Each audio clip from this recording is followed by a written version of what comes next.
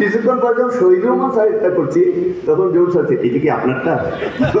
হ্যাঁ আমারটা। পরের দিন ক্লাসে এসে দেখি আমি তো মানে হাত পা নাড়ায় পুরো ইয়ে করে এবং কণ্ঠটাও কাছাকাছি করতাম। পরের দিন শহীদুর রহমান স্যার এত নিপাট একটা ভদ্র মানুষ, আমি স্যার এসে বলছেন ক্লাস নিতে নিতে স্যারের হয়তো ওই অভ্যাসগুলো চলে এসেছে, অভ্যাসগুলো হতো। স্যার বলছেন যে Steve is a good imitator, is a good imitator, we should be careful about him. তো ক্লাসে হচ্ছে আমাদের, আমি হচ্ছি ব্রাজিলের সাপোর্টার, আছে কেউ?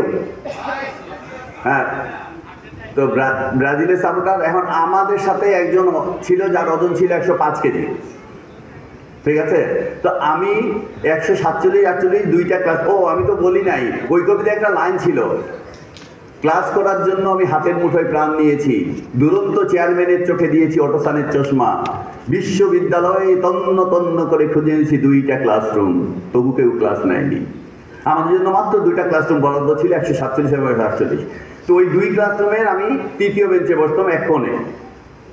তো আমরা তো আমাদের মাথায় ওই সময় বিশ্ববিদ্যালয়ে যে দুষ্টামিটা হয়, আমরা বেয়াদবি করতাম না। এতক্ষণ পরে বলতে দিয়ে আবার শর্ট করতে বলতেছো, তোমার ঘটনাটা তো বলি নাই। আচ্ছা, ঘটনা হচ্ছে, আচ্ছা বিরক্ত লাগতেছে প্রেজেন্ট স্টুডেন্টদের? আচ্ছা ধন্যবাদ। এখন কি বলতেছিলাম যেন, তো আমাদের 4-5 জন ছিলাম যারা, ওইটা অন্যরা ছিল কিন্তু আমরা 4-5 জন একটা দল ছিলাম যে যারা ব্রাজিলের সাপোর্টার। তার মধ্যে ওই 105 কেজি ওজনেরটাও ছিল এবং আমিও ছিলাম।